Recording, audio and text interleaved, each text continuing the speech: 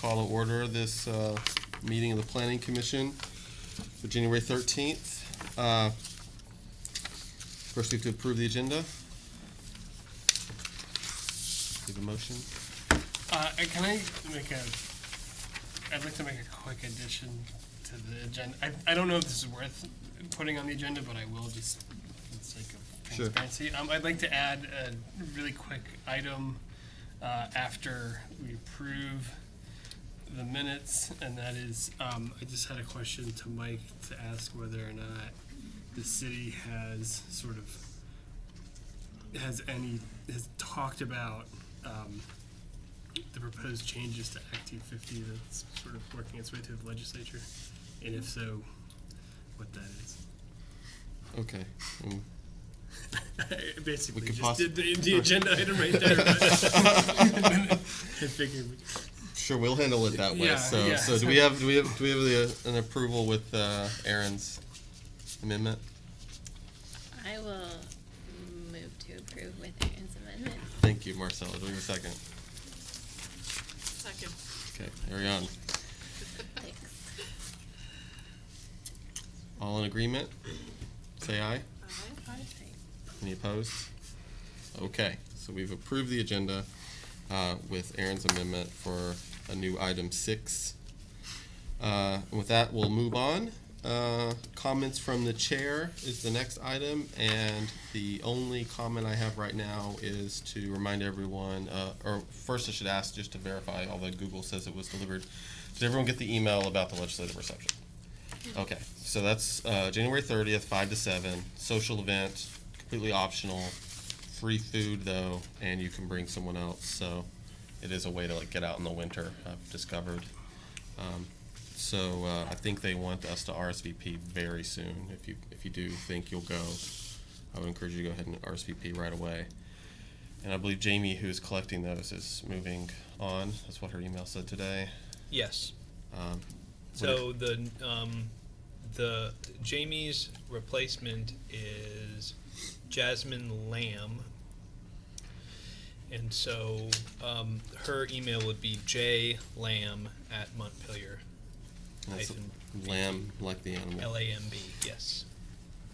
Montpelier-VT.org. Yep.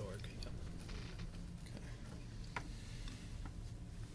But you can probably email back to Jamie, and she's continuing to keep an eye on her emails to forward things. Great. So if somebody doesn't have that and still wants to email back to Jamie, you can do that. Great. Okay, that's all I have. So with that, we can move on to, does anyone else have anything else? Aaron missed his chance. So you have to wait. So just asking if anyone had anything else. Okay, so we'll move on with general business. This is where we can take comments from the public before getting into the rest of the agenda. We have one member of the public here. Is there anything you would like to address with the Planning Commission? Just here to watch? Super. Unless you want me to introduce myself. It's completely up to you. I'll introduce myself and tell you why I'm here. Sure. So my name is Whitney Shields. I live in Montpelier. I've been a resident for a year. I work at the Center for Agriculture and Food Systems at Vermont Law School. And so food policy is something that is my career, and I want it to be something that bleeds into my personal life as well. The Planning Commission is a really good place to kind of just hear about what's going on, and if food access is a topic that's discussed. And so I'm hoping to go to a bunch of meetings in the next year just to observe, and if I can give my expertise in any way, let me know. Okay, Yeah. That's great. So just to give you some more information about what we've been up to recently is we're working on redoing the city plan.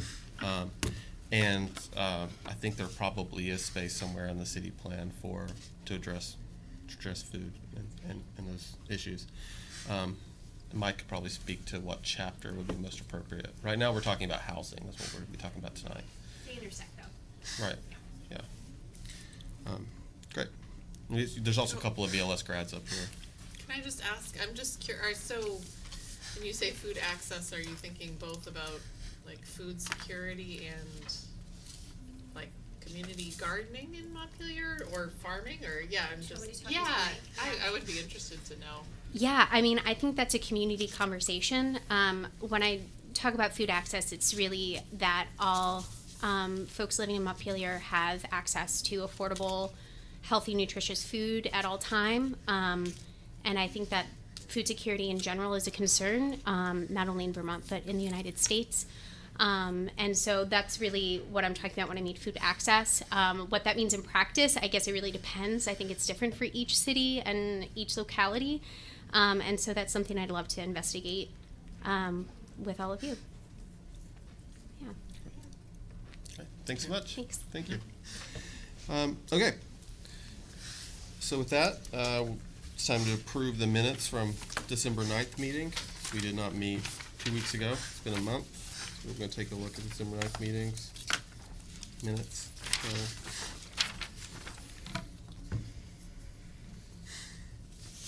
I like that there's an exclamation mark. Helsinki Montpelier Live. I think Montpelier Live has. Oh, okay. That was sort of surprising. Okay, that makes sense. Just very excited about it. It's a declarative. although I actually am not aware that that's a responsibility. I thought For which piece? the about working on the public art and the art chapter.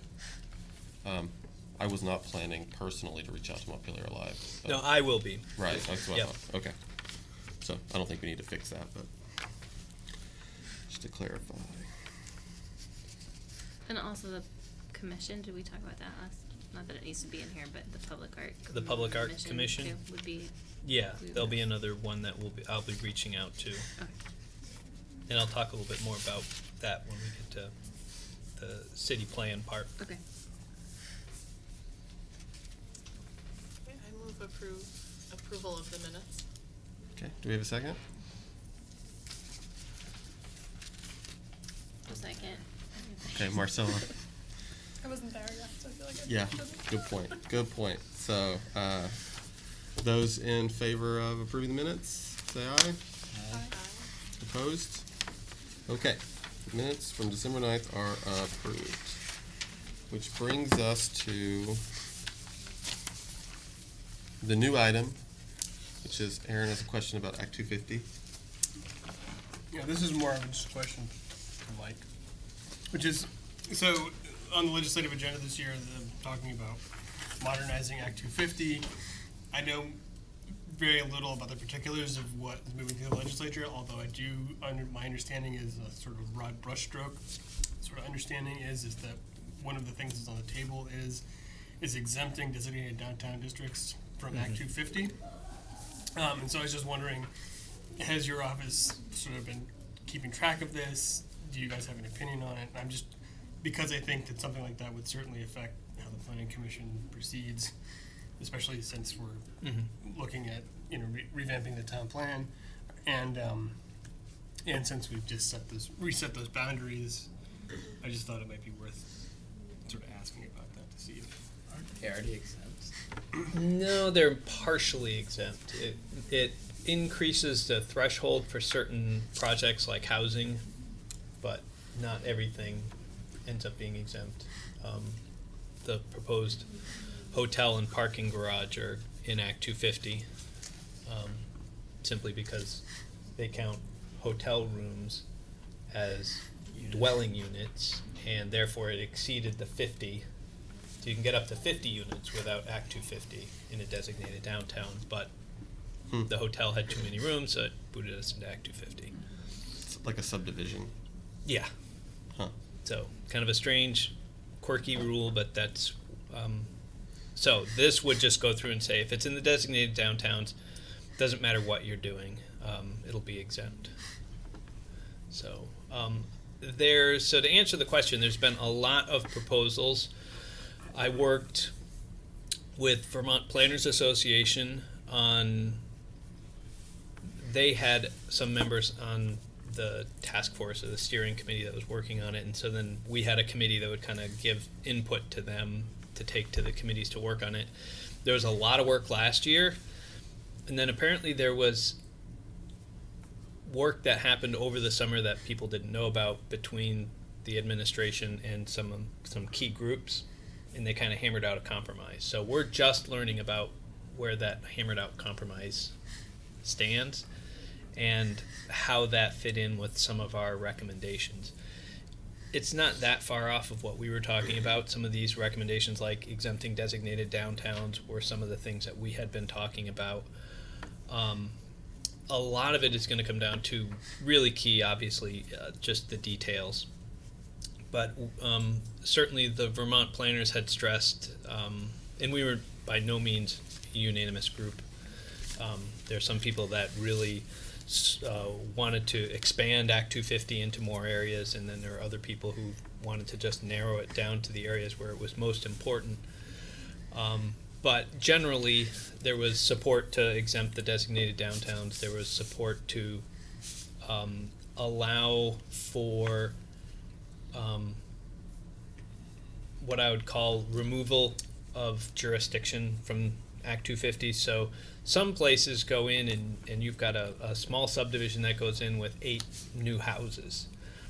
Once those houses are in Act 250, they remain in Act 250 and have to go through amended Act 250s for different projects that come up, because once you're in Act 250, everything stays in. And so the thought was, it doesn't make sense that somebody who lives in a house in a subdivision that was made in 1985 should be that much different than a subdivision from 1968. You should be able to say you've got to go through Act 250 once we make the subdivision. Once it's there, once it's sold, Act 250 would go through and say, yep, you met all of our requirements, we'll release you back to being regulated by the towns and not have to go back to Act 250. So there are a couple of proposals like that. In certain cases, things wouldn't. Certain things, things would be able to stay in. So there were some proposals like that. We've been just tracking to kind of see where things go. I think this new proposal is going to be interesting just to see. There isn't anything that jumped out at me so far that was necessarily something I was strongly opposed to. Yep. As it applies to our job here at the city, there's been some discussion of lowering the jurisdiction from 2,500 feet to 1,500 feet. That wouldn't affect us. There's some exempting of the river corridor from from the neighborhoods. There's a neighborhood designation, so there's a discussion of removing that. So I think most of these are relatively small changes that won't affect us, but I'll continue to be keeping an eye on it because it does make a difference for us. The other one that we're keeping an eye on is there's a housing bill that's going through that could provide more funding for housing projects, which we think is a pretty interesting bill. It has a number of different ideas in that. There's another bill to allow municipalities to regulate Airbnb. It hasn't been an issue here, but it's obviously something that could probably change pretty quickly if there was a sudden growth of Airbnbs in the city. So I think that was most of and the last one that I've been kind of keeping an eye on is there's a proposal for what are called project-specific TIFs as opposed to having to do TIF districts. And it's something I'd been talking with the state on that I thought would be really helpful. Because a lot of times we get projects that come up that it's just a single project, and why should you have to go through a huge process if, in our case, we had Caledonia Spirit that was coming in as a proposal. We couldn't do any TIF because it wasn't in a TIF district and it would take us a long time to do it. But what they had were utility needs. They needed to have the water line moved, they needed to have the water line upgraded, and we needed to extend the sewer line to make that project happen. And it would have made a lot of sense just to go through and say, hey, we've got a project, we have $300,000 in utility needs. This is a project that's going to generate X in taxes. We could do a really quick TIF for this one project, and then go to the board, maybe go to the state board to get approval for that project, as opposed to having to do a whole district. It's something now that we have a TIF district, we probably wouldn't need that, but it's an idea that I think would be helpful for a lot of other communities. So those are the ones that I've been kind of keeping an eye on, but We have a representative from the Planning Association who keeps track of everything at the state and gives us weekly updates on the bills as they're moving, in the general opinions. So, Do you know the auditor's looking at TIFs right now? I know the auditor's looking at TIFs. Yeah. Yes. There might be some waves around TIFs for that. Yes, the auditor has made his opinions on TIFs well known. So, Thanks. okay. All right, thanks for the update. With that, we can hop back into the city plan and reviewing and discussion of the Housing and Neighborhoods chapter. Do we know where we left off? Well, we had actually sent this back and gotten Right. comments, and so I want to take a quick second to go over the little chart of the 13 chapters and kind of where they are right now, just so we get a sense of what I've been working on and where we're going.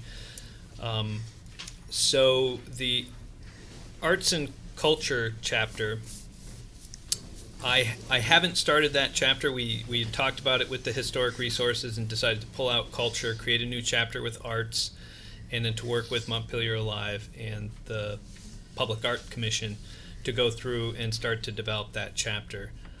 I haven't put together the notes on that one yet. I usually what I do is I put together some notes and then I meet with them to kind of give them some ideas of how to think about it, and then I work with them to come up with some implementation plans. So that's one that's waiting, along with community services. So I haven't started that one either. But I'm hoping to start both of those in February. So economic development is one that I've had the notes ready to go and things were working. And I had been waiting for the new economic development director to show up, Lisa Maxwell. Unfortunately, Lisa had to leave her position shortly after taking it, so they're going to not have a director for a while. So Dan from Montpelier Alive has agreed to work with me, and I'm going to try to connect with the MDC board of directors to kind of go through the proposal. The implementation strategy, almost exactly like this, it's basically complete. It just needs to have the review of a committee to kind of go through it. I had worked on most of it with the prior economic developer, and so I'm feeling that this could get wrapped up relatively quick, as soon as I get some opportunity to start working with Dan and them on that. The energy plan, I'm still meeting with the subcommittee. We've finalized everything, and I'll be meeting with the subcommittee the last week of January, and then I'll be on the MEAC agenda for February to get that approved. So that one's really close to being done. Governance will be starting in February. I'll be working with Cameron, the new assistant city manager, on that one. Historic, the HPC's meeting tomorrow night, so that should be back to you guys for February. That'll be done. Housing, we made our comments. I made some recommendations for the priorities, the cost, and who, and I sent that back to the housing committee, who made some changes and approved that. So this should be the last meeting we need for housing. Implementation is basically done. Land use we have to do here. Natural resources, I've met once with them, and I was supposed to meet with them in December, but it was one of the nights I was having the snow squalls, and so I had to bail on that meeting. Is that the Conservation Commission? Conservation Commission, Is yep. the Parks Commission gonna be in that one also? I'll have to, yeah, once I get get it through at Natural Resources, the Parks Commission may be there and they may be community services. It's kind of, I've got to kind of see where they're gonna land. And they may be in a little bit of both. Public safety and CJC, I'm going to be starting in February. Transportation, I've been working with them. I've met with them a number of times. I'm meeting with a subcommittee this week on Thursday to draft the goals and strategies, and then because they've already approved their aspirations, I just need their goals and strategies, and then we will meet in February, where they are going to try to approve in February. So you guys could have that for either the end of February or March. So they're going pretty well. And Utilities and Facilities doesn't have a committee. I have that chapter done. I just have to get some time to meet with the city engineer, talk with Kurt, and start to set up some meetings where we can review the draft for Utilities and Facilities. So a number of these chapters are going. I think there are 4 or 5 of them: arts, community services, governance, land use, and public safety. So we've got 5 of them that are really need to get started, and I'm looking to get those started in February. So these other ones hopefully will start rolling in, and my hope is to have all these done by June, so we can start moving forward on the chapters themselves. And I'd mentioned briefly at this before the meeting started, John and I met with folks for the ArcGIS hub, which I think is going to work out well. It's online. John had done some stuff early on, which you saw online, and this is just a portal that'll give us an opportunity to kind of develop the plan chapters in this. It might give us a foundation for our web-based plan. So if we get that, that'll give us a good opportunity to kind of build these chapters out once the implementation plan is ready. The implementation plan isn't really going to be online. It's really going to be the chapters that are going to be online, with the links to the implementation strategies. But that was it was good, but we have a couple of items I still need to work out, so we can actually get online with that, and I'll check with Zach. So that's a 10-minute, 5-minute just summary of where we're at coming into the new year.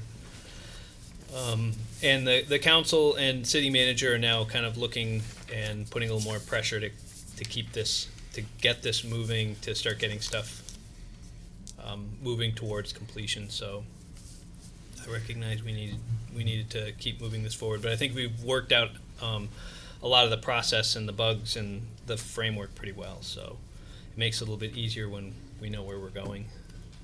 Now it's just a matter of filling in the holes. So on the housing, the specific things that really changed in the housing, the easiest thing to point to is at the bottom of the first page.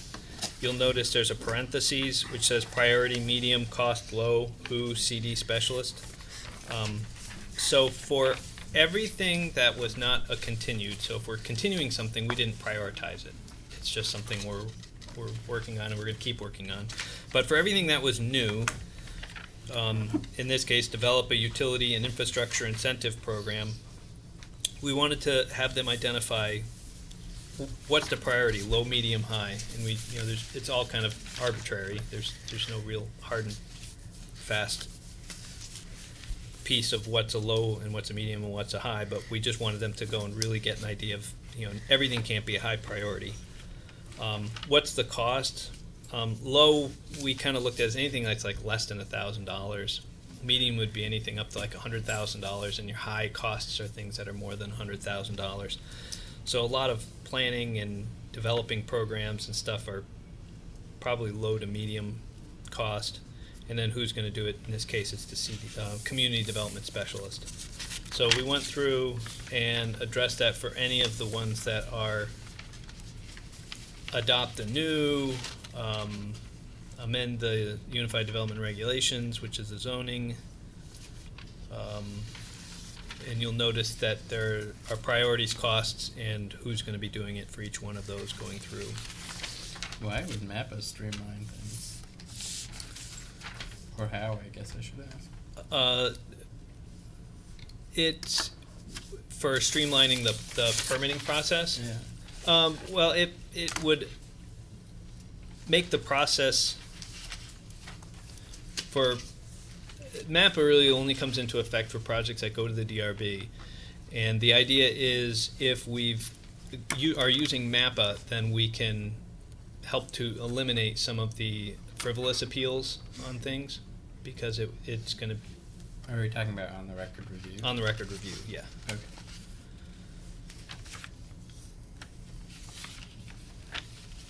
Should we say that? I don't know if they're synonymous or not. I didn't think they were, but that's what we're talking about. I mean, I can certainly go through and put a hyphen on the record review, and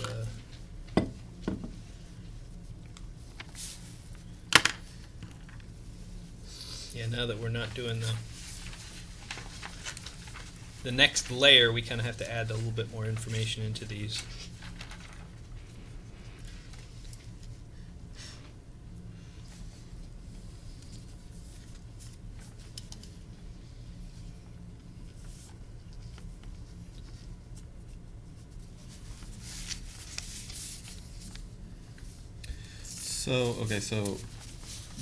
So the priority listings is in response to our request, right?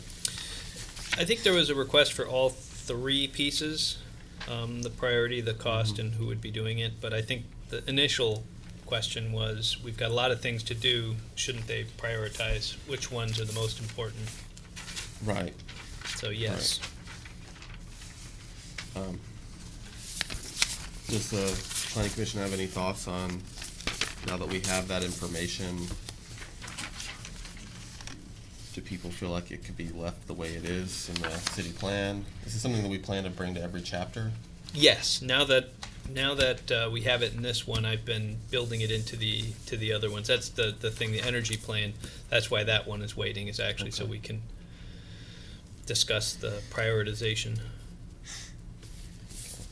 Is there anything more we want to do with that information? Like any? Do we have this available in like Google Drive or something to put into the table? I know I put in a couple of things. I don't know if I put it in Word version. If people wanted. To like organize it, you mean based on priority? Yeah. Yeah, I went on the Google Drive and I added I added a folder for each one of our chapters. And I know I was putting a few things on. I don't know if I put this one on, but I could put on the Word version. The old one's up right now.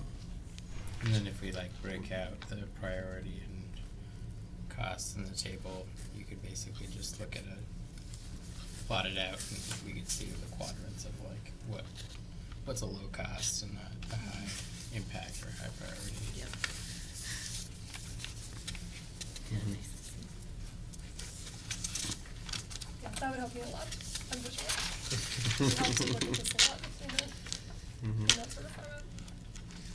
Yeah, and if you missed the last, I don't know, remember if it was the last meeting we talked about it or one of the earlier ones, we've talked about, we're kind of sticking with this for our development standpoint, but we think when we get there, we're going to reshuffle them. So that way we kind of have goals, aspirations, goals, and then the strategies. So that way all these repeats, continue to participate in designated downtown program. It shows up over and over and over again. We really only have to say it once. But we can come up with another way of showing that. So right now that's under more than one goal? Okay. Yeah, that particular one is under a number of goals.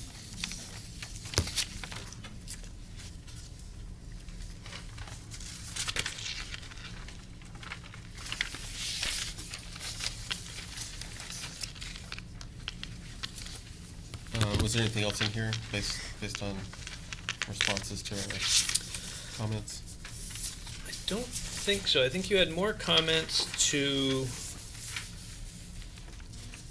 the historic preservation group, who they're actually on, I think, their second. This is their second meeting talking about your comments on those. So that'll be tomorrow night. But I don't think we had as many comments on this one. I recall that some members, some commissioners had ideas of other things to include. Is tonight a good night to talk about any further inclusions or anything, or is it something that we're better off waiting until later in the process to do. To phrase this a little bit differently and also more broadly, maybe I could just say, does anyone have anything to talk about for the housing chapter right now? Anything missing? Anything that's here that to work on? The vacancies is always a little bit of a weird one to benchmark. It's hard to, we want a benchmark that signifies like a healthy market, but it's one that I think has a relatively high margin of error, and then can also be a bad, if our vacancy rate were to just drop to 5%, that would probably be a negative indicator. So I don't know if it's like, I understand what that it's saying we want a healthy vacancy rate, but. Yep. Yeah, our housing costs are going up because our vacancy rates are so Right. low, so our goal is to keep adding housing units so we can make the vacancy rate go up somewhat, but Right. Our goal The isn't same like thing. to have vacant homes. Our goal Yeah. is to have homes for people. So like, let's make that our goal. Like, let's have homes for people. Because that we can measure, right? Yeah, but I mean, I feel like I wanna have something, and maybe it's not vacancy, that's related to cost, cause units doesn't mean affordable, so how do we, Yeah. right, the vacancy indicates that there's some pressures on keeping things affordable, so how do we, is there another benchmark we could use for that? Yeah, if we want to get at affordability, then let's try to measure that. I'm wary of using vacancy because it can be indicative of a lot of different things, and it's a complicated one, and one that we don't have very good metrics on. Have we? And we talked about this before, and I apologize for not remembering very well. But we've talked about Down Street and their involvement. Yep. They're on the housing task force. They are okay. So they've had opportunity for input for. Yeah, and I mean it is true. These are they're relatively difficult benchmarks to.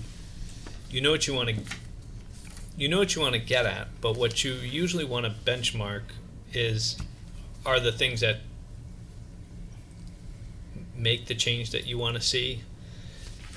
So,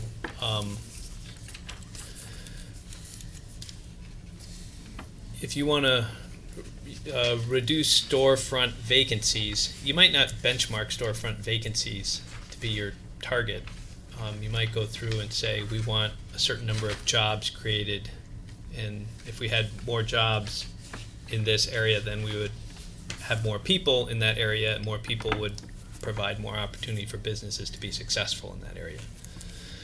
And that's the theory when I was in Berry City we were looking at, because they had 40% vacancies in the downtown in the retail. So the goal was, we got to get more jobs. More jobs mean more feet. More feet is going to give us better chances that people will show up and be able to have storefront, as opposed to saying our benchmark is the storefront. Our benchmark was the jobs. And the side effect of more jobs was going to be making our goal happen. So it's kind of, ultimately, yes, we are measuring the storefront, but to get there, we're measuring the jobs. And I think that's a little bit of what this is looking at. And it is a difficult measure, because it's something that fluctuates relatively quickly. It can fluctuate throughout the year. And it's tough to kind of get a hold of where it's at, but especially with Airbnb, as soon as you get a vacancy, somebody may decide it's easier to fill it with an Airbnb, and now it's not vacant. Just gets complicated. Yeah, it does. But we know we want more housing. We know we want more housing, and we want know we want it more- affordable. We want it all types, right? We want Yes. ownership, we want rental.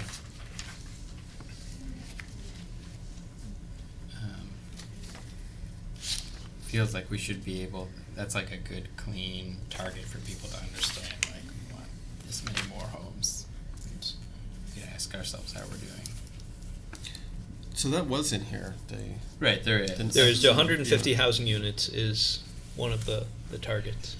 One reason why I'm not that comfortable with that is that I feel like it could end up being under, like it could end up being too low, where, let's say Sabins actually gets developed and in a really great way, like, and then all of a sudden this goal is met, but we kind of still do want to do housing elsewhere within the city. Yeah, do we want to have a minimum of this many?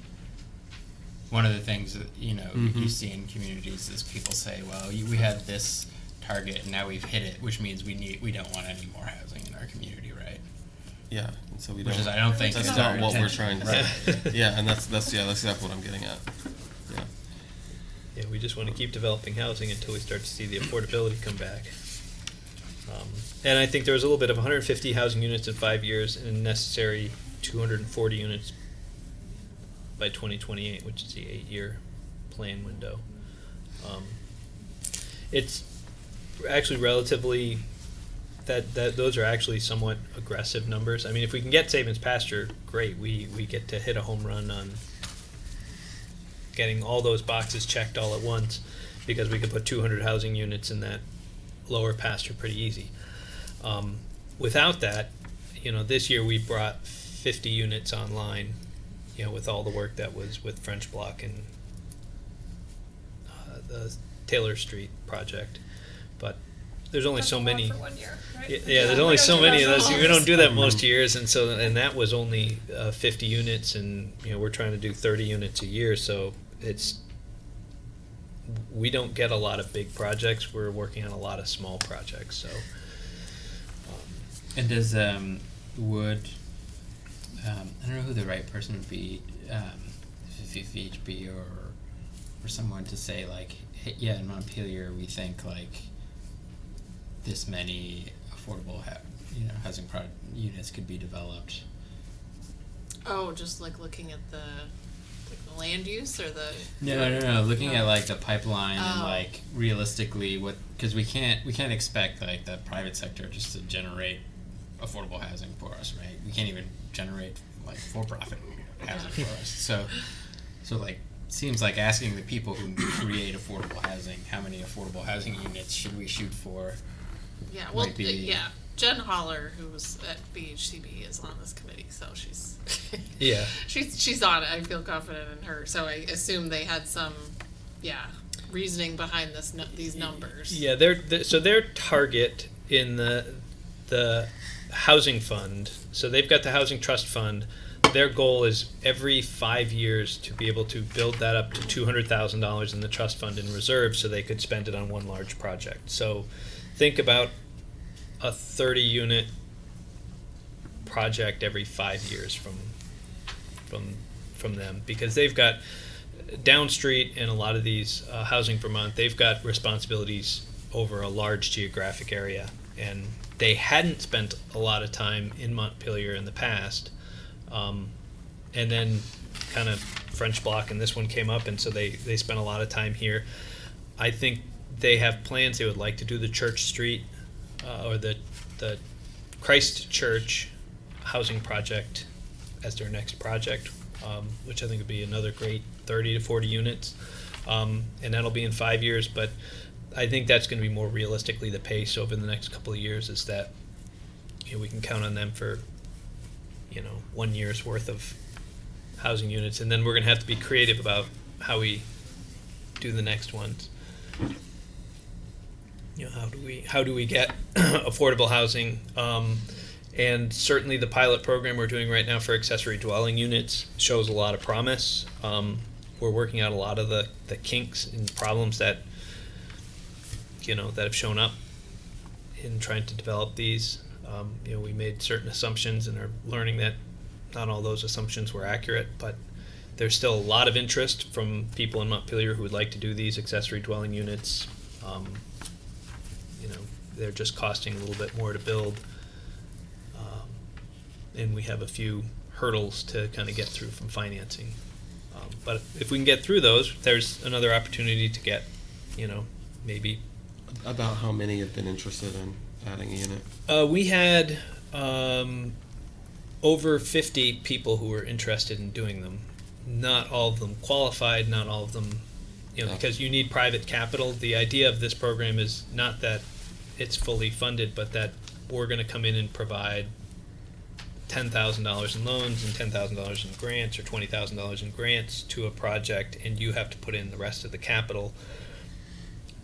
We thought these would be about $40,000 projects. They're turning out to be $60,000 projects, and so, you know, people need to have equity in their homes, because it's very difficult to get construction loans to be able to do this, so you really have to do a home equity loan to be able to do it. So, you know, that kind of narrows down who qualifies.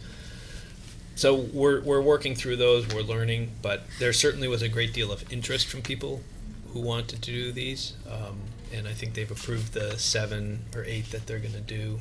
But we're now starting to look at, all right, what's phase 2 look like? What happens when the State Housing Authority goes away and this is just a city project, a city program? How much money do we need? How do we keep this program going? Is there a stipulation on use for those units if they participate, like whether they decide to rent it out to someone full-time or do Airbnb? Yeah, there are restrictions on the Airbnb for a number of years. I can't remember whether it's up to 5 years. I can't remember. And then there can be an income requirement too, because we're using community development block grant funding. Those restrictions go away when we've got a new program that's not using that source of funding. Then we've got more flexibility, but then we don't have that funding. Okay. But it was good that there was so much interest in being able to do it. So people are not opposed to adding units either over their garages or subdividing space out of a larger home. And would any of these, like, these programs, some of them are a little bit vague, but is there, we talked about the idea of like the small developers boot camp or enabling people to do some of these things, taking advantage of some of the skill sets they might have. It may not be that they're gonna do the plumbing, but like, you know, the idea being if we're not gonna build things ourselves here, no one is coming. We don't have like a big developer that's gonna come to Montpelier and do something. So like, you need to start looking at each other and being like, hey, this isn't that hard. Like, let's do it. I'm trying to remember. And some of these, you know, may capture that, like these sort of outreach type programs, but it's unclear to me what the content is. I think it would be fine to add something new, to be specific about that.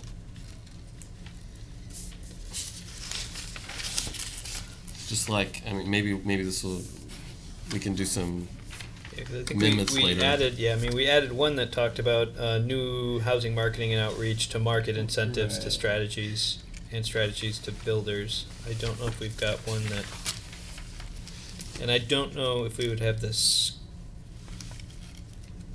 skills to do the education of them. They usually know more about this than we do. Be interesting to see if our partners have. Bringing in like the incremental development alliance, which I thought we were applying for MPG for, but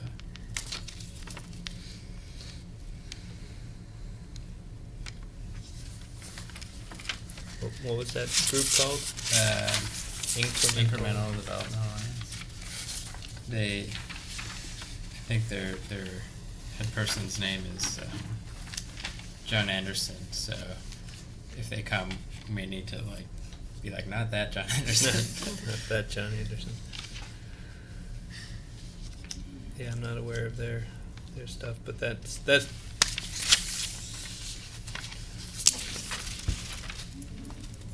certainly we can see what For any of these goals, are you thinking as we develop these out that some of the goals would have some like kind of softer language, like something like facilitate or assist with the community to, like, what I'm talking about is like the city being in a supportive role, but not necessarily having the lead, but that still being a goal in the plan. Yeah, if we can come in and make it specific as to what our role is, if it's organize a meeting or if it's Is that what you're imagining, John, for this? Hmm? You're imagining like the city's like in a supportive role, but not necessarily the primary organizer of the thing? Yeah, it may be like a 3-part like multi-day workshop that they facilitate and apply for or get some of the funding to bring in the trainers or. Oh, okay, so you are thinking the city though is taking taking point, or Right, I wasn't thinking we'd get like Mike's gonna go show people how to like swing a hammer here, but That would be poor. be a bad idea. Unless I don't know, you may be, an accomplished home builder, Mike. Yeah, Right not person. so much. My wife is pretty talented, but Could you put on a Less workshop so. on teaching people how to hay though? I could definitely teach people how to hay. How to fix a broken knotter on your hay baler. Step 1, learn what a knotter is.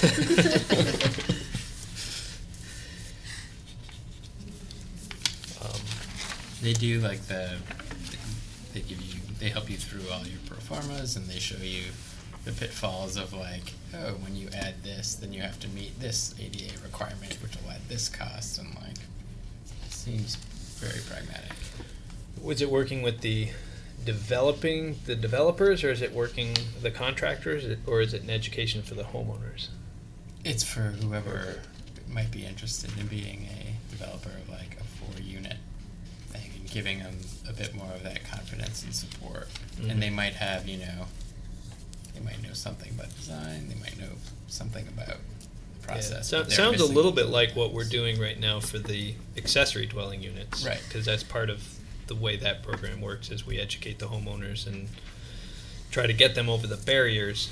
And the barriers in the past have been people, I've got equity, I've got a house, but I don't know the first thing about how to build an accessory dwelling unit. I don't know how to get permits. I don't know how to hire a contractor. I don't want to hire somebody and then find out it's $80,000 when I thought it was only going to be $25,000, and so that's a little bit of what the accessory dwelling unit program would be. But I guess this is kind of along that same line. It's just broadening it out to people who may have an interest in other. Yeah, exactly. EDU and beyond.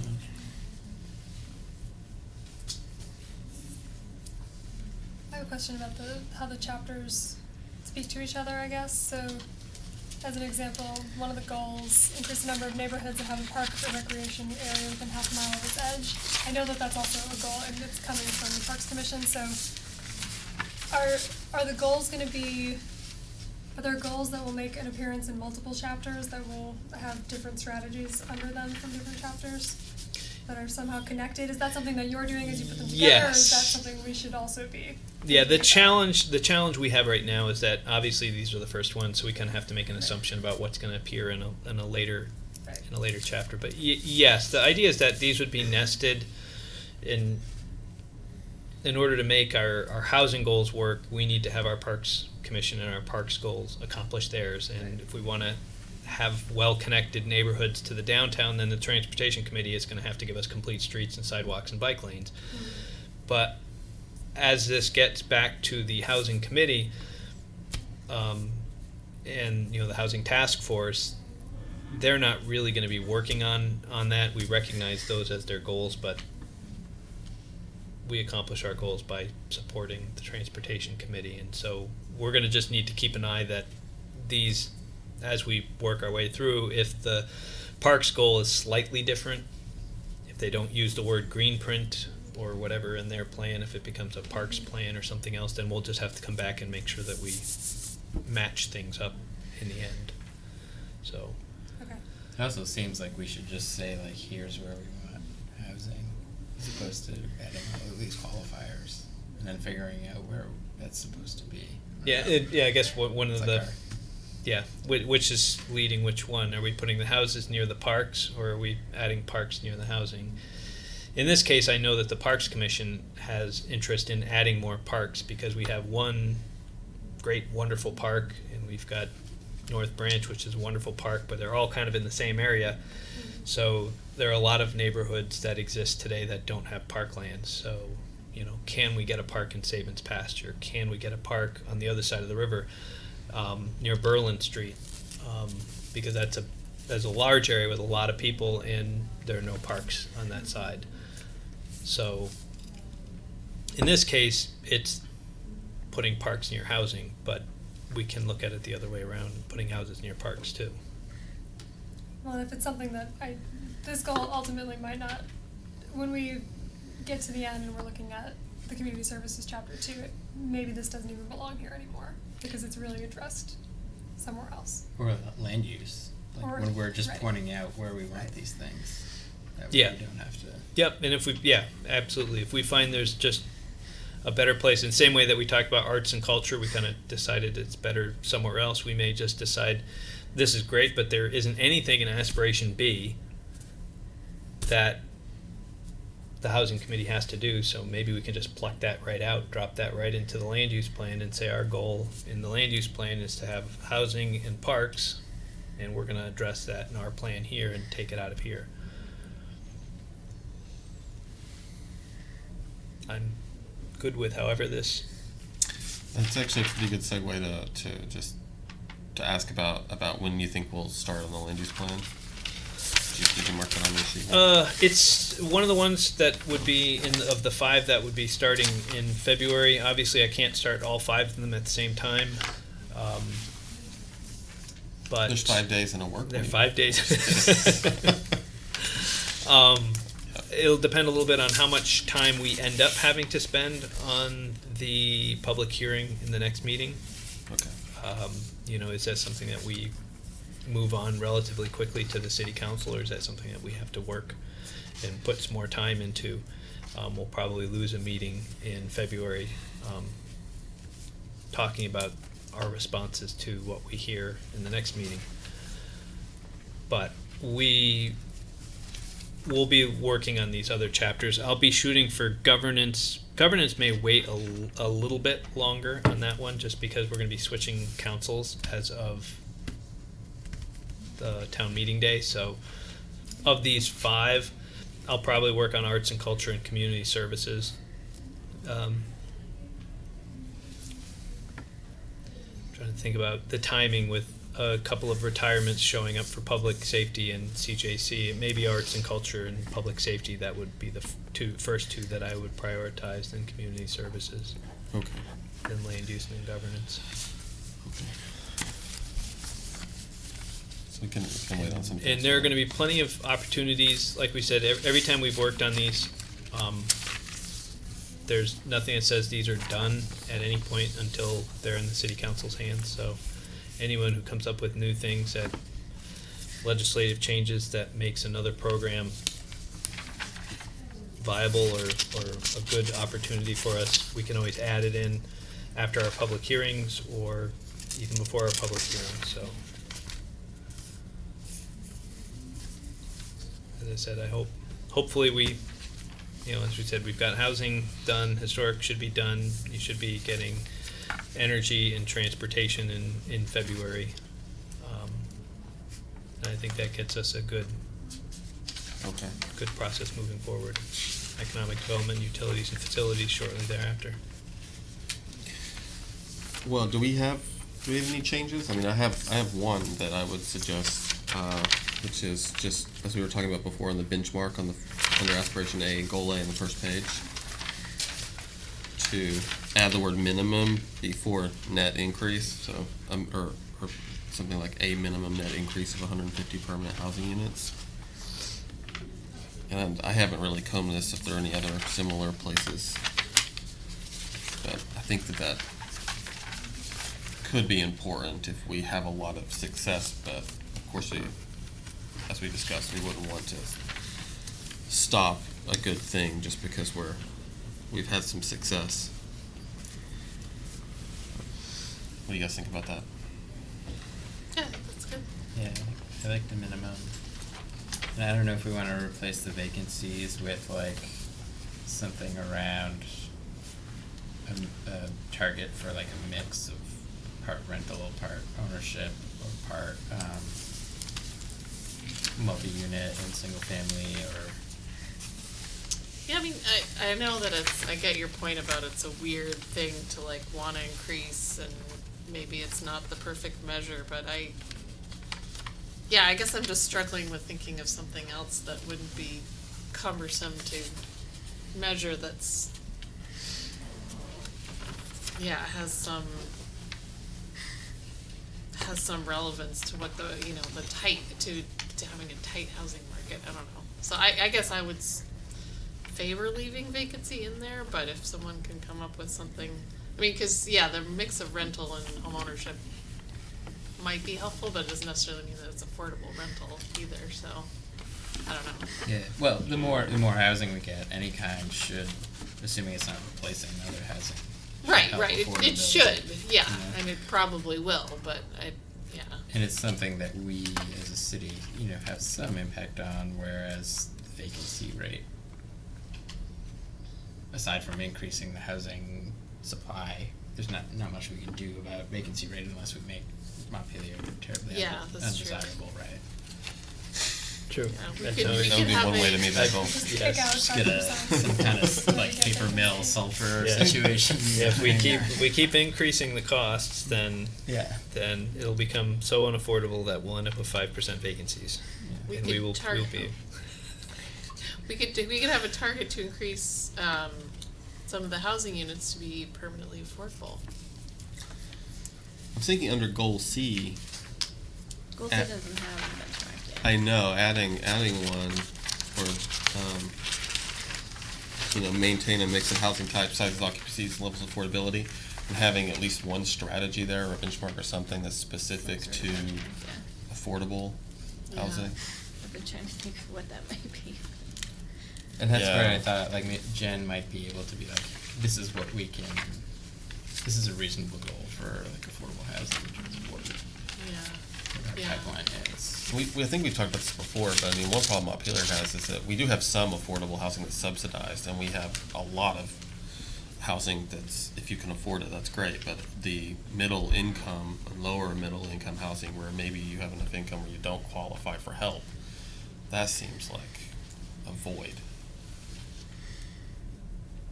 Yeah, there are not a lot of starter homes. Yeah. I We just don't have a lot of home development at all, right? Yeah, certainly not in the single family homes. Most of what we get built are apartments, units here, units there, but not a lot of single family homes.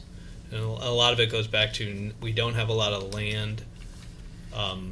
When we look at a lot of the books on, kind of getting a good pipeline for housing development, usually it goes back to having 24 to 36 months of available building lots ready to go. And we pretty much have none. I mean, we don't have these subdivisions that are platted, and, when the market's ready, we'll start building on that subdivision because it's already owned by the developer, it's all ready to go. We just have to, but we don't have any of that. There was a little bit of that up in Stonewall Meadows when Fecto had an approved subdivision up there. But most of that has kind of fallen away now, and we don't have any land area. If we were talking major metropolitan areas, that's what they're looking at, is a number of building lots that are available for construction, because then the construction of homes kind of, when the market demands it, they run in and they build a bunch of houses. But when we need housing, we've got to run out and buy land, subdivide the land, and we just don't have, once you've added all those costs in, what's coming out the other end is really expensive. So do we have an idea for, Let's figure that out. yeah. Figure out how to make more housing. So that was one of the reasons we've looked at if the city were able to help a developer acquire Sabins Pasture, then we could help plat Sabins Pasture, and then we could sit back and say, all right, now we've got an opportunity to have that 24 to 36 months of available building lots and help to make that happen. But that's kind of a one-shot deal. if we can make something like that happen. So we'll see what we can come up with in the next 8 years. Do you think it would, I mean, okay, so by bringing that up, how do you think we could incorporate that if we wanted to? Like, could we make a goal of the city doing that? Of trying to Put Saban's pasture. I mean, Or- we could name a couple I others. mean, you could have There all is the- Crestview, but Crestview has always been an Yeah. area which has been talked about for more higher end homes. It's less likely to support the affordable housing. Not saying it couldn't incorporate some, but it's an area that would be a lot more expensive to build and would be, because of the views and because of the location, would be more likely to have larger Yeah. homes. But it's we also, don't we've have to be said we want specific. all price ranges, so we would support that. But Something like a goal of the city taking an active role in subdividing land or a public-private partnership to subdivide available parcels. We have like elements of that in here. yeah, I was gonna say, that's what I was reading through to see if there were some elements in there. Because that's been our goal. Our goal has been to partner with somebody. We really don't want to get ourselves involved as developers. You know, governments make terrible developers, so we really would be better off to try to find somebody who wants to do it and then support their efforts. That's why we have TIF. That's why we have tax stabilization and other efforts, because we could go through and say, we can provide assistance on our end to reduce your costs. Is there anything more from like a like form-based code or other regulatory issues that we could tackle to help things, at least from your perspective? I haven't heard that the regulations have been a significant, certainly not with the new regulations, that the regulations are a significant barrier.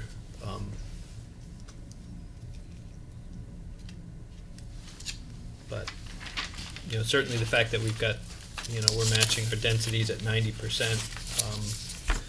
When we've looked at projects and the potential of projects, it's usually not the zoning. You know, the folks that purchased the VCFA parcel and are looking at the numbers there, you know, they're looking at putting 30 to 40 units on a parcel that has a density that has available 100. So, you know, the zoning really isn't going to be a barrier to fitting what they want. It's really the fact that it's the topography that makes it impossible to develop that much more.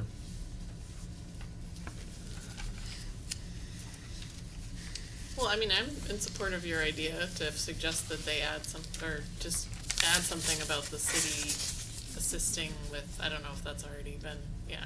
So there's one in here about, let's see, where is this? On the back of the first page. To support individual private housing projects through public-private partnerships. That's in there. Mm-hmm.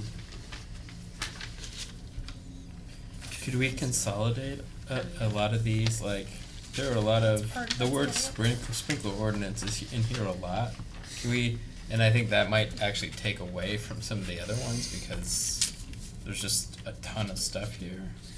Like, if we're continuing programs, how about we say, we're gonna continue these 12 programs? Yeah, and I think that'll come in with the reorganization. I think that the thought process was for us to be able to think about all the things that we would do to achieve Goal A. What are all the things we would do to increase the rental housing development? Mhm. And then we'll probably reorganize them once we get to the presentation part to go through and say, here, down here on the bottom are all the things we're going to continue to do. Up here at the top, these are our highest priority new things. Here are our medium priority new things. Here are our low priority new things. And by combining all the strategies into one, a bunch of them are going to go away because it's probably a high priority here and a high priority here and a high priority here. It's going to still come out as a high priority for this new idea. Yeah, those are just the duplicate. I was looking at the sprinkler ones too because it's the exact same strategy in more than one place. Like, sprinklers, more sprinklers. And just- Barb, Yeah, so I think that was very adamant about amending the sprinkler ordinance in the past. So, Right. and there's the sprinkler ordinance, and then there's the sprinkler incentive program, which are kind of two separate but related items. but they both show up twice They all show up multiple times. or more than twice. Yeah, so I think that having it reorganized like that before we start figuring out where there's overlap between the chapters and making sure that they make sense together is going to be really helpful because it'll narrow the list down a little bit and make it a lot easier to look at. Yes, and once so that we've got really it, we see can. what the high priorities are overall and how Yep. they match and how they don't match or where there's conflict. Because this is a really long list. Which is somewhat Yes, challenging and we to compare spent to a lot others. of time with each group when we worked with them to kind of go through and try to get them to think outside the box, because so many discussions are always like, well, we want to support this, we want to encourage this, and we're like, well, you can't just encourage something. We really have to start thinking about what specifically, think outside the box, think about tax stabilization, think about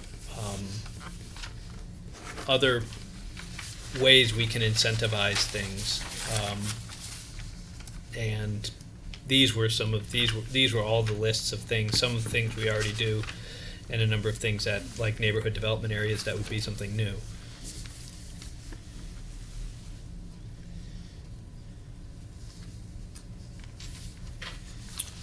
For this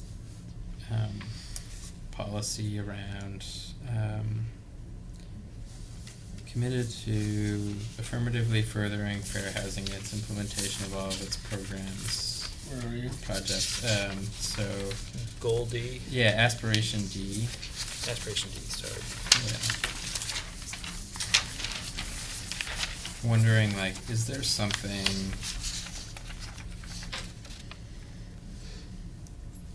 Is there something like more we can do to make Montpelier just more welcoming to diverse populations, as opposed to like a policy that, I don't know. Like, yeah, that's great that we should have that, but do we want something more than that for Montpelier? Like, do we really expect adopting is this gonna, how far is this gonna get us towards like this aspiration, or an aspiration of really welcoming more people and more a diverse population to Montpelier? I'm worried that we're not. So It feels the- like we should be doing more. I don't know what it is. It's just. So there will be, and maybe there needs to be more here, but there is, in the governance chapter is when we're gonna have, the city has a equity and justice committee, I believe that's the name of it. And that'll be discussed a lot in the governance chapter, I think, with how the entire government, are we being equitable, but certainly the affirmatively furthering fair housing is something that's specific to housing. And it was a little bit of a surprise to me that there isn't a formal policy on that. It's really kind of, it's an item that you get evaluated on based on your actions. So it's more than just having a policy, but it would be helpful to have a policy that says this is what it is, so people can call you out on it if you don't do it. If you come and say, hey, our policy is we're going to do this, and we aren't doing it in this case. But affirmatively furthering fair housing is requirement for community development and HUD grants. So in the very least, we should have a policy, and Kevin, who's the community development specialist, has been working with somebody, I think, over at CVOEO, and trying to come up with an actual policy that could be adopted by the council that would really lay out what it means to be furthering fair housing. So that was one step that we felt we would at least be able to do, is formally adopt the policy on that. But then it's really such an ambiguous aspiration. You kind of know it when you see it. And Do we want like a goal around housing for refugees, for example? And I think that would be a question of, I think the one question that would come up with that would probably come up is, we're having problems housing for the residents we have. Not that I think anyone in town is opposed to settling refugees, but I think the one question would be, is it appropriate when we have 0% vacancy to try to encourage more people to move to a town with 0% vacancies? I think we want more housing so they can. Yeah. I think that's what he's saying is, building the housing for Building them. the housing to make it happen. Yeah, I would love to have the vacancy that we could fill it. But So are we interested in kicking back some of these things to the housing committee again, or what? What are we? I don't feel like there's that much Yeah. needs to go back. And some of this all just spills into other sections anyway. Yeah, that's I'm what I was just- gonna I'm just say. I thinking feel out like loud. and we may see I the feel like we've got gestalt the of broad everything. contours we have plenty to work with. I think if we can note that for land use even, and look and explore that when we do the land use chapter. Because I had mentioned before, treatment housing, or recovery housing rather, in town, and we haven't put it in the housing chapter yet, but I'm keeping it in mind Right. at least for the land use chapter. I think it's a good idea to incorporate, or to ask the question anyways, of how you can incorporate diversity and equity efforts into any, because it wasn't in there wasn't a mention of it in the one we did before, the historic and cultural and arts and culture. There wasn't a mention of Right. the diverse arts, so like keeping that in mind and asking the question for each chapter, I think is a good idea. Whether or not like an actual aspiration comes out of it, I'm not sure, but I think that's a good idea, so we should continue to ask that question. And where appropriate, we should put in something. Did you catch that, Mike? Yeah, I was just.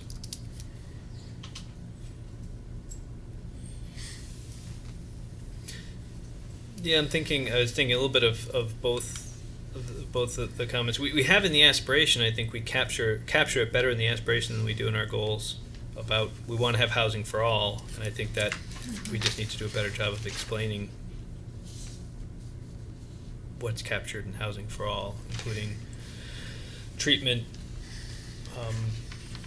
The Community Justice Center, CJC, they work a lot with people in reintegration, and so, we need to have, we have an aspiration to have housing for all. We aren't just coming up with a housing for a subset of the county or the community, which would obviously start to impact and reflect on refugees and what our policies are towards these other groups that are maybe disproportionately affected by other policies that we have. So it's in our aspiration, but I think it doesn't flow through to our goals, and maybe that's a small failure that's in there right now.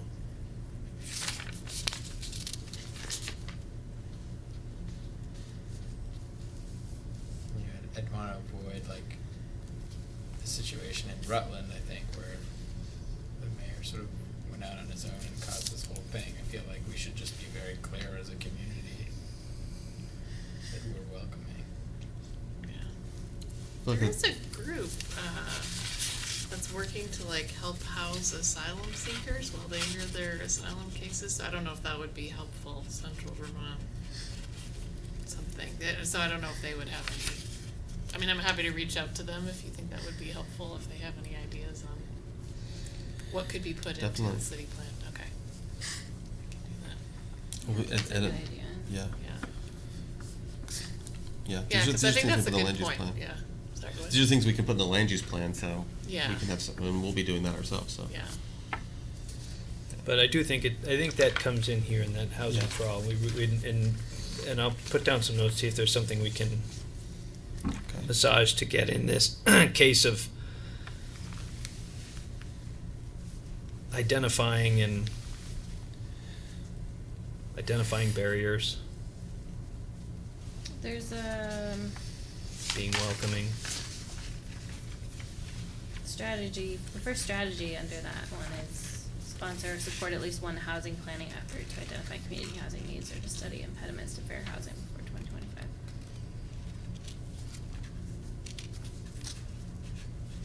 Maybe we could say specifically with an eye for underserved or marginalized communities or something like that.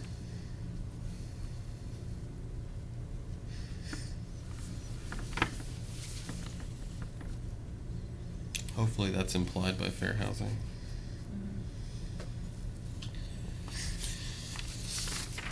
Well, the housing planning effort, oh no, never mind, okay. Yeah, usually these these get sponsored through Downstreet, and so they're the ones who kind of ask to have that inserted because it helps them to be able to get grant funding if they can show that it's in their plan. So this should be basically laying the groundwork for their, once every 10 years they'll do another assessment.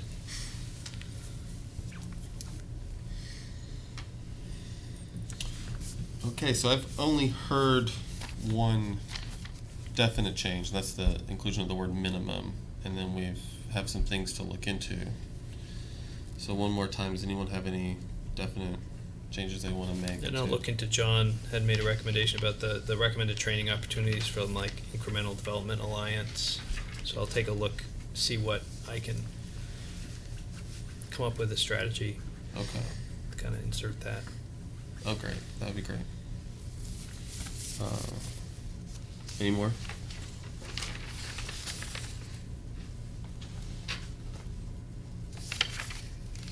Okay. Do you think we need to approve the chapter at this point, or is that not necessary? I guess you guys can approve it. I mean, I've got a column here for PC approved, just knowing that this is just basically getting it to a point where this is one that we can consider is done until we start getting into the public hearing process. Okay. I don't think I we, don't I don't Yeah, think we I need don't to think so Yeah. either. formally do I it, don't but feel we like I don't think approve so. is a In- point Yeah. where we're yeah. at. No, But- because for one thing, we're talking about reorganizing it later to move the strategy things around, right? So that will be And then once we have all of the quite chapters, different. the cleanup Okay. across them, I think it's gonna take that to get to the point of Make a saying motion, approve. make a motion to feel comfortable. Yeah. Your motion to stop talking about Yeah. That's Put it to kinda bed. what I was Motion to saying. put it to bed. Yeah. So- I just wanted to clean transition to something else. Okay. Well, Done for now. we'll say done for now with those items we've discussed tonight. So that's good. I have an item that so I'm going to move on, but before we get to discussion of the public hearing, this is kind of related to that actually, but also something I probably should have mentioned earlier with comments from the chair. I will not be able to be here on February 24th, which is the second Monday of February. We tend to do vacation on town hall meeting week. So with that said, we'll have the hearing next time, and then we'll have a meeting, right? Yeah, well, the hearing on the 27th, and we have a meeting on the 10th, Yeah. February 10th. So for that February 10th meeting, I'll be here, and we'll get back into some of this, and then I'll coordinate with Aaron for February 24th to run that meeting. So just a heads up well in advance, just so everyone knows. And it looks like around that time we'll be looking at what energy or economic development, transportation. So we'll be looking at one of those. Yes, around you'll that. have And you guys historic can go on without preservation me. back. You'll have, historic resources back. Yeah. But I'm thinking, based on our discussion tonight, and this is something maybe I'll send out a refresher email after this room, just to sort of follow-up email after tonight. But it's looking like, let's not plan to get into the land use plan until basically March, and because that lets a lot of things fall into place, maybe even late March. But we can 'cause, yeah, we'll have these other chapters to look at in the meantime. Okay, so with that in mind, let's talk about next meeting, which is the public hearing on design review, which we've gone over quite a lot. In addition to sort of a heads up for the next few meetings, I'll also try to send out a refresher about where we are in design review. But we can also talk about that.